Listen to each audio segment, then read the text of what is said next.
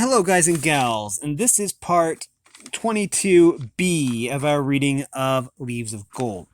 Um, I divided this up because that chapter was way long, so, okay. So, yeah. First of all, we are going to go over what Leaves of Gold actually is. Leaves of Gold is an anthology of prayers, memorable phrases, inspirational verse, and prose from the best authors of the world, both ancient and modern, and it's edited by Clyde Francis Lytle. And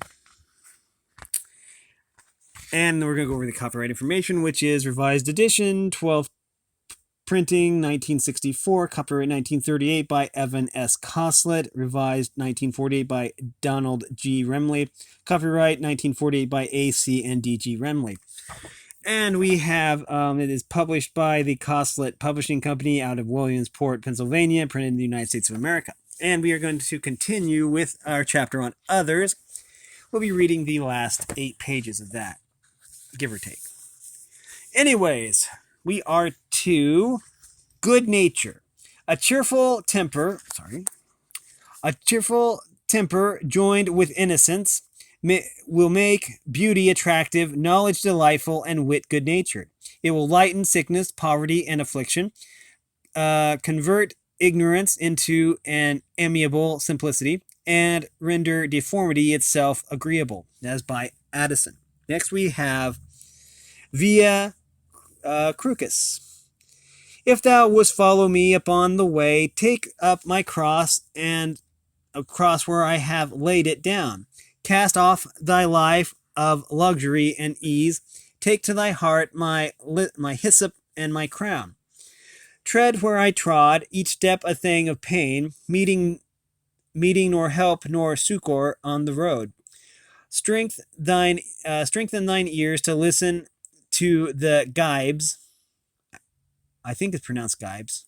Gibes? I'm not familiar with that word. Flung at thee as thou fallest neath thy load. Thy friends will be the sad at heart and poor, those who are burdened with a life of shame, those sufferers who are the halt and blind. There is a typo there because there's 2 D's in that and. Those to whom beauty is a distant name. Take up my cross where I have laid it down, my mantle wrap about thee and my pain. Give my love and all my fellow men. This being done, I'll not have died in vain. That is by Hesper Le Galene. Next we have self-denial. Our superfluities should be given up for the convenience of others. Our conveniences should give place to the necessities of others, and even our necessities give way to the extremities of the poor. That is by John Howard. Next, we have patience. We have need of patience with ourselves and with others, with those below and those above us, and with our own equals, with those who love us and those who love us not. For the greatest thing and for the least against sudden inroads of trouble and under daily burdens, disappointments as to the weather, or the breaking of the heart, in the weariness of the body, or the wearing of the soul. In our own failure of duty, or others' failures towards us, in everyday wants, or in the aching of sickness, or the decay of old age, in disappointment, bereavement, loss, injuries, reproaches, in heaviness of the heart, or its sickness amid delayed hopes. In all these things, from childhood's little troubles to the martyr's sufferings, patience is the grace of God, whereby we endure evil for the love of God. That is by E.B. How do I pronounce that? Pusey. Next we have liberality.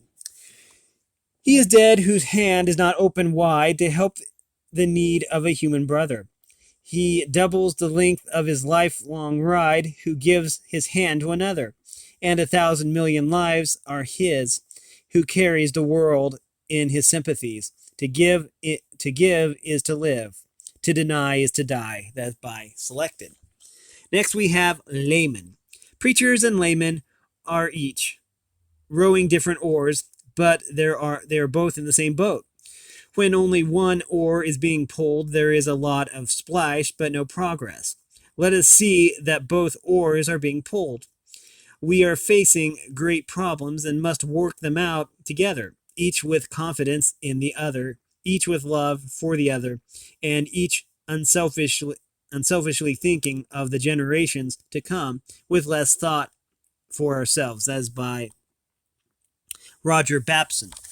Next, we have brotherhood. There is an old legend of a general who found his troops disheartened. He believed it was owing to the fact that they did not realize how close they were to the other divisions of the same army on account of a dense growth of small trees and shrubbery.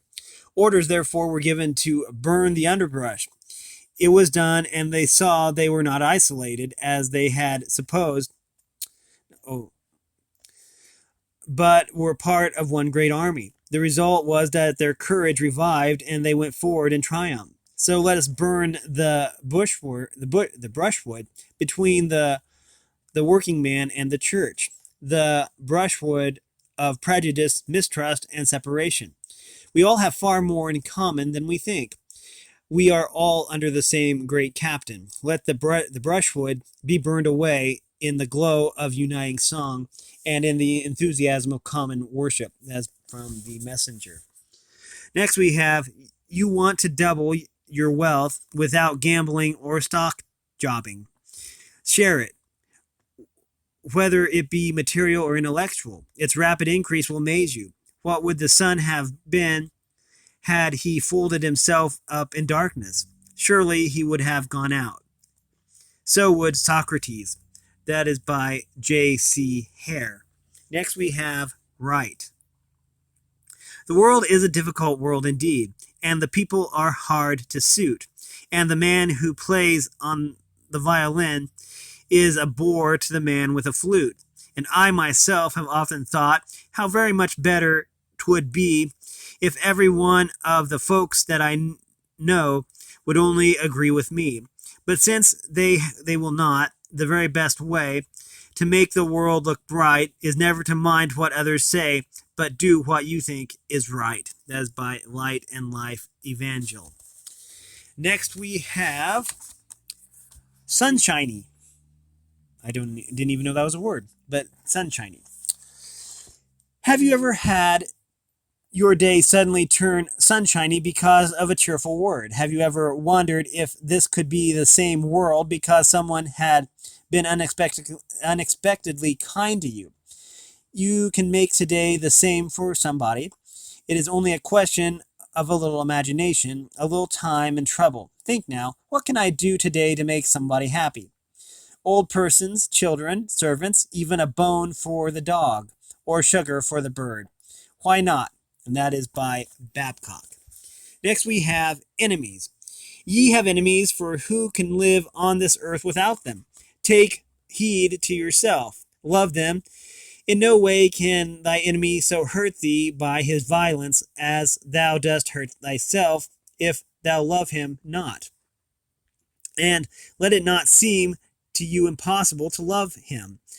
Believe first that it can be done, and pray that the will of God may be done in you. For what good can thy neighbor's ill do to thee? If he had no ill, it would not even be thine enemy. Wish him well, then, that he may end his ill, and he will be thine enemy no longer. For it is not the human nature in him that is at enmity with thee, but his sin. Let thy prayer be against the malice of thine enemy, that it may die, and that he may live. For if thine enemy were dead, thou hast lost, it might seem, an enemy, yet hast thou not found a friend. But if his malice die, thou hast at once lost an enemy and found a friend. That is by St. Augustine. Next we have twins. Devotion borrows music's tone, and music took devotion's wing. And like the bird that hails the sun, they soar to heaven and soaring sing. That is by the Hermit of St. Clement's Wall. Oops. Next we have self-control. Self-control implies command of feeling, coolness of judgment, and the power to restrain the imagination and curb the will. It means such thorough mastery over self as Robert Ainsworth, the lexicographer, possessed, who, when his wife, in a fit of passion, committed his voluminous manuscript to the flames, calmly turned to his desk and recommenced his labors. That is by W.H. Davenport Adams. Next we have measure of success. When sunset falls upon your day and fades from out the west, when business cares are put away and you lie down to rest, the measure of the day's success or failure may be told in terms of human happiness and not in terms of gold. Is there beside some hearth tonight more joy because you wrought? Does someone face the bitter fight with courage you have taught? Is something added to the store of human happiness? If so, the day that now is over has been a real success. That's by Selected. Next we have chivalry. Some say that the age of chivalry is past. The age of chivalry is never past, so long as there is wrong left unredressed on earth, or a man or woman left to say, I will redress that wrong, or spend my life in the attempt.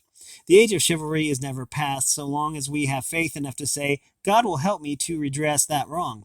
Or if not me, he will help those who come after me, for his eternal will is to overcome evil with good. That's by Kingsley. Next we have harmonium. Besides theology, music is the only art capable of affording peace and joy to the heart like that induced by the study of the science of divinity.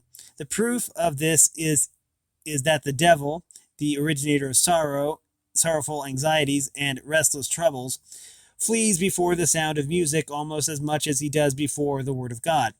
This is why the prophets preferred music before all the other arts, proclaiming the word in psalms and hymns. My heart, which is full of overflowing, has often been solaced and refreshed by music when sick and weary. That is by Martin Luther. A challenging fact. Brotherhood is no longer simply a religious ideal, but a challenging material fact. For there is no peace but universal peace, no enduring prosperity that does not comprehend all mankind. It was Dante who said 7 centuries ago that no soul could ever be quite happy in heaven while it was conscious of a single suffering soul in hell. That is by Edgar White Burrell. Next we have enemies. If we would read the secret history of our enemies, we would find that each man's life sorrow and suffering enough to disarm all hostility. That is by Longfellow. Next we have true. He's true to God, who's true to man, wherever wrong is done, to the humblest and the weakest, neath the all-beholding sun. That wrong is also done to us, and they are slaves most base, whose love of right is for themselves and not for all their race. That is by James Russell Lowell. Next we have preaching. Every problem that the preacher faces leads back to one basic question. How well does he understand the thought and the lives of his people?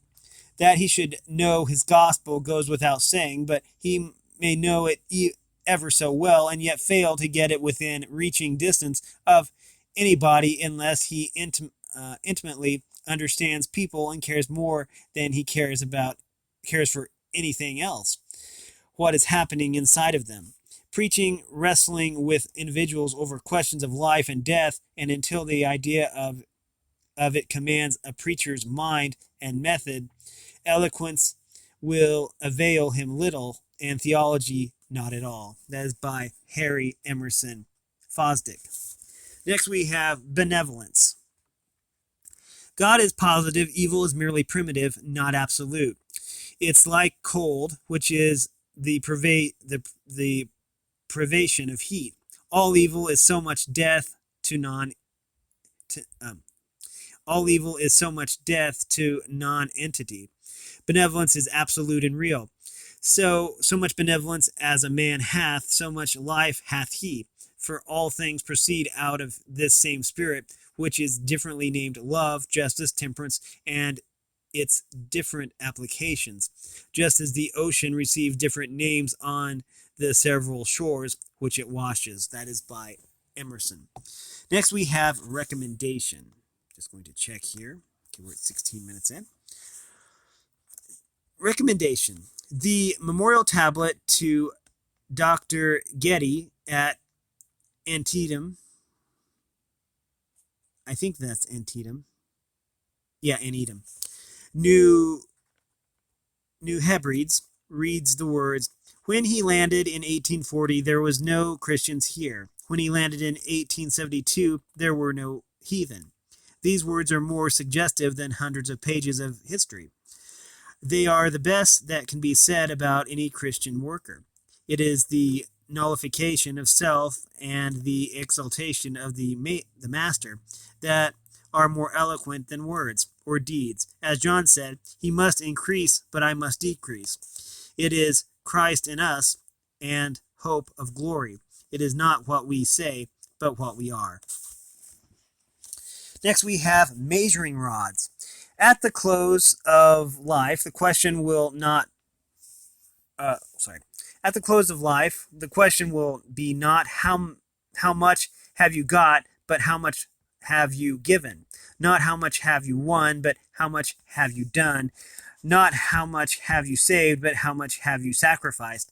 How much have you loved and served, and not how much were you honored. That is by Nathan C. Schaefer. Next we have justice. Justice is the paying universally what we owe.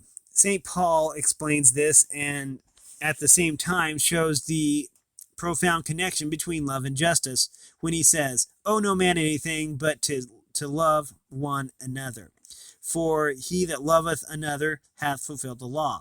Here love is the eternal debt of righteousness, which justice must be forever paying. Now charity does not suppress righteousness either in God or in man. In us it is the strength by which the debt is paid, as well as the watchful requital of the debt itself. The Christian ethics of justice are deeply affected by the supremacy of love. That is by W.B. Pope. Next we have invisibility. No man can wrap his cloak around him and say that he will stand alone, that his life shall not influence nor be influenced by other lives. Even the mountain that lifts its snow-capped summit to the clouds is enclosed around with influences that constantly change its characteristics. The sun, the mighty king of the day, melts its icebound top, and the rain ploweth furrows in its gigantic sides. So these different organizations throw around human lives sunshine of friendship and raindrops of charity and love, protecting the living, soothing the dying, holding in fond remembrance the dead, assisting with tender care the loved ones who remain. That's by Brotherhood. Next we have the real test. Society affects to estimate men by their talents, but really feels and knows them by their character. That is by Thoreau. Next we have self-sacrifice. Shortly after the death of Philip Brooks, his oldest brother said to Dr. McVicker, Phillips might have saved himself and so prolonged his life. Others do, but he was always giving himself to any who wanted him. Dr. McVickers answered, Yes, indeed, he might have saved himself, but in so doing he would not have been Philip Brooks. The glory of his life was that he did not save himself. Ah, the glory of any life is that it does not save itself. Like Mary, Bishop Brooks gave the best he had to God and humanity, and that is why the fragrance of his life has filled 2 continents with its sweetness. That is by tidings. Next we have giving. Never be afraid of giving up your best, and God will give you his better. That is by Hinton. Next we have peaceable. A peaceable disposition is a distinguishing mark of Christian character, and the want of it is a serious defect in the character of any one that nameth the name of Christ, upon who claim to be his followers. It is enjoined in the words of an inspired apostle, if it be possible, as much as lieth in you, live peaceably with all men. That is by the Watchman. Next we have, I have somewhere met with the epitaph on a charitable man, which has pleased me very much. I cannot recollect the words, but here is the sense of it. What I spent, I lost. What I possessed is left to others, and I gave away. What I gave away remains with me. That is by Addison. Next we have envy. Is called a passion and means suffering. Envy is a mysterious and terrible disease. The nerves of sensation within the man are attached by some unseen hand to his neighborhood all around him, so that each step of advancement which they make tears the fibers that lie next his heart. The wretch enjoys a moment's relief when the mystic cord is temporarily slackened by the neighbor's fall, but his agony immediately begins again, for he anticipates another twitch as soon as the fallen is restored to prosperity. That is by W. Arnott. Next we have representatives. We are here to represent Christ, to present him again and represent him. That is by Babcock. Next we have example. We reprove each other unconsciously by our own behavior. Our very carriage and demeanor in the streets should be a reprimand that will go to the conscience of every beholder. An infusion of love from a great soul gives a color to your faults, which will discover them as lunar caustic detects impurities in water. That is by Thoreau. Next we have deportment. Godliness is the outward deportment which characterizes a heavenly temper. That is by G. Crabbe. Next we have benevolence. He that lays out for God, God lays up for him. But alas, God's credit runs low in the world. Few care to trust him. Give and spend, and be sure that God will send. For only in giving and spending do you fulfill the object of his sending. That is by J.G. Holland. Next we have tapers. If you have knowledge, let others light their candle at it. Next we have considerateness. One imbued with this high quality can never Let me try this again. This language is a little bit difficult. Considerateness. One imbued with this quality never sees deformity or blemish. A lame man can easily classify his friends as to their breeding by drawing a line between those who ask how it happened and those who refrain from all questions. The gentleman will not talk to the beggar of his rags, nor boast of his health before the sick, nor speak of his wealth among the poor. He will not seem to be fortunate among the hapless, nor make any show of his virtue before the, the vicious. He will avoid all painful contrasts, always looking at the thing in question from the standpoint of the other person. That is by T.T. Munger. Next we have uprightness. Who serves his country best? Not he who guides his senates in debate, and makes the laws which are her prop and stay. Not he who wears the poet's purple vest, and sings her songs of love and grief and fate. There is a better way. He serves his country best who lives pure life and doeth righteous deeds, and walks straight paths, however others stray, and leaves his sons as utmost bequest, a stainless record which all may read. This is the best way, and that's by Selected. Next we have punctuality.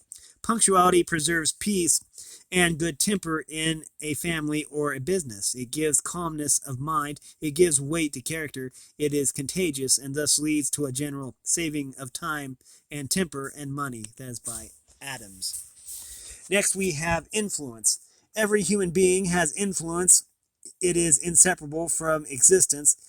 Its effects are as penetrating as ointment. Its presence is as manifest in every life as the leaves that swell as the leaven that swells the meal. Each moral act and utterance is linked to a chain of sequences no mortal can foretell. Each is a vast whispering gallery, where words and actions live on and ring on forever. Scientists tell us that the words spoken by Abraham and Elijah are still influencing the air, that the atmosphere is a mighty library on whose pages human actions and utterances have all been impressed. Influence is born with us like fire in the flint. It walks with us, flashes from the eyes, and radiates from us like light from the sun. Influence is posthumous and of an evil man, like the fallen Abel. It may be said, he being dead, yet speaketh. That is by Morgan. Next we have charity. Knowledge shall fail, the prophecy shall cease, yea, constant faith and holy hope shall die. One lost in certainty, and one in joy, while thou more happy power, fair charity. Triumphant sister, greatest of the three, thou office and thy nature still the same, lasting thy lamps and consuming thy flame, still shalt survive, shalt stand before the host of heaven confessed for every blessing and forever blessed. That is by Pryor. Next we have character. Keep clean of a man who does not value his own character.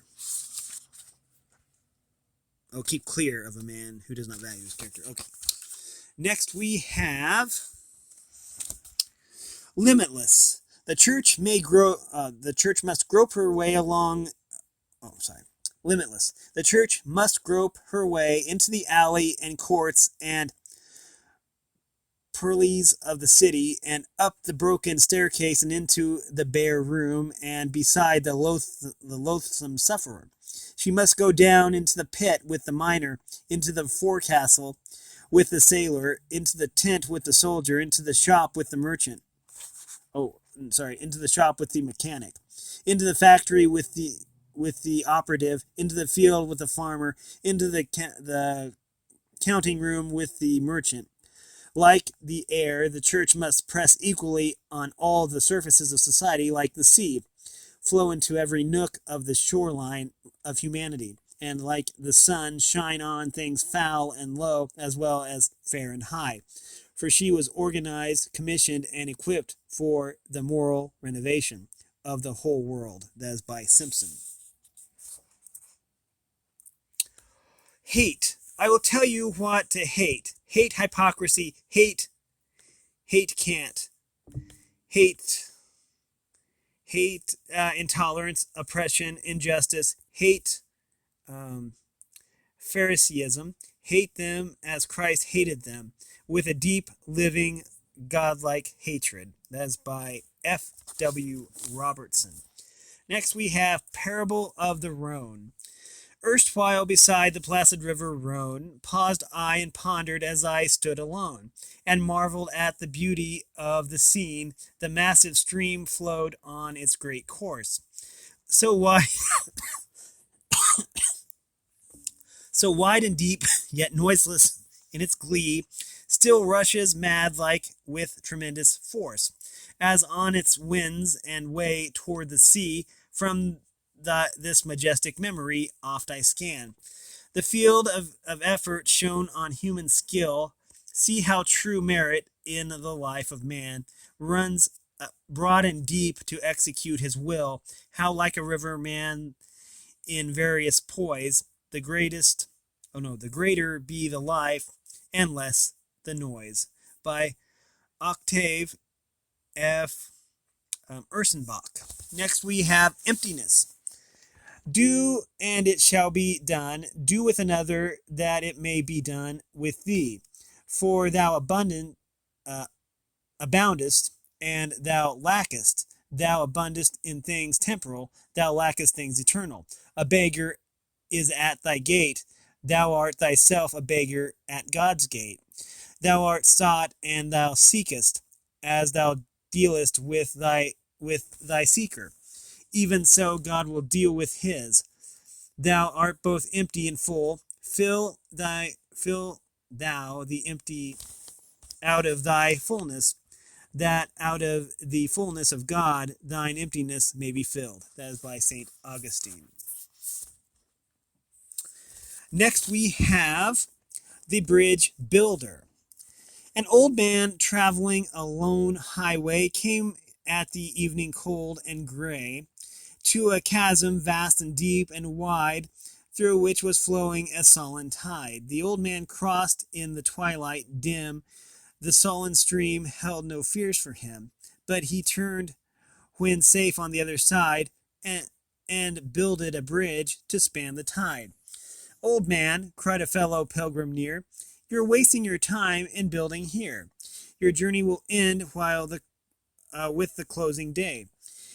You never again will pass this way. You have crossed the chasm deep and wide. Why build you the bridge at eventide? The builder lifted his old gray head. Good friend, in the path I have come, he said. There followeth after me today a whose feet must pass this way. A youth whose feet must pass this way. This dream which has been as naught to me, to the fair-haired youth may pitfall be. He too must cross in the twilight dim. Good friend, I am building this bridge for him. That is by Will Allen Drumgoole. Next we have amiable. How shall a man cultivate an amiable temper and exhibit a becoming example? Why, by adopting the following rules. Reflect upon and deliberately weigh the peculiar advantages resulting from such a temper and conduct. To be individual, this will bring serenity, peace, and joy. To a family, comfort, harmony, and help. Carefully guard against such things as leave the least tendency to disturb the mind and awake uneasy tempers. Assiduously avoid being ruffled or moved by little events. Neglect of this maxim has been the source of most little animosities. That is by Evangelical Magazine. Next we have helpfulness. Mark how the hand comes to the defense of the eye in its weakness, and how the eye with its sight and from its elevated position keeps watch for the welfare of the lowly, blind but laborious and useful foot. The mutual helpfulness of these members is absolutely perfect. Such would be the charity between brother and brother of God's family on earth. That is by W.R. Knott. Next we have goodness. Goodness conditions usefulness. A grimy hand may do gracious deeds, but a bad heart cannot. What a man says and what a man must stand What a man says and what a man is must stand together. Must consist. His life can ruin his lips or fill them with power. It is what men see that gives value to what we say. Being comes before saying or doing. Well may we pray, search me, O God, reveal me to myself, cleanse me from secret faults, and that those who are acquainted with me, who know my down sittings and my uprisings, may not see in me the evil way that gives the lie to my words. That is by Babcock. Next we have forgiveness. How great is the contrast between that forgiveness to which we lay claim from God towards us and our temper towards others. God, we expect, will forgive us great offenses many times repeated, and will forgive them freely, liberally, and from the heart. But we are offended at our neighbor, perhaps for the merest trifles and for an injury only once offered, and we are but half reconciled when we seem to forgive. Even an uncertain humor, an ambiguous word, or a suspected look will inflame our anger, and hardly any persuasion will induce us for a long time to relent. That is by H. Thornton. So it has always been. They come to Christ, the brainiest come to the manger. Who was the greatest metaphysician this country has ever produced? Jonathan Edwards, the Christian. Who was the greatest poet ever produced? John Milton, the Christian. Why is it that every college and university in the land has a chapel? They must have a place for the wise men to worship. That is by Scoville. Next we have miracles. Some skeptics say, "Oh, the miracles, I can't accept miracles." One may drop a brown seed into the black soil, and up comes a green shoot. You let it grow, and by you pull up its roots and find it red. You cut the red root, and find it has a white heart. Can anyone tell how this comes about? How brown cast into black results in green, and then in red and white? Yet you eat your radish without troubling your mind over miracles. Men are not distressed by miracles in the dining room. They reserve them all for religion. That is by Bryan. And that's going to do it for the reading. We are to chapter 23, Perseverance. We have been reading from Leaves of Gold. It is a book edited by Clyde Francis Lytle. And we have specifically been reading the second part of the chapter on others. If you like this content, make sure you like and subscribe, ring the bell so you know when I upload. Also, if you want to support me in any way, if you want to join the Discord server, all the information will be in the description below. And as always, thanks for watching, everyone, and have a great day.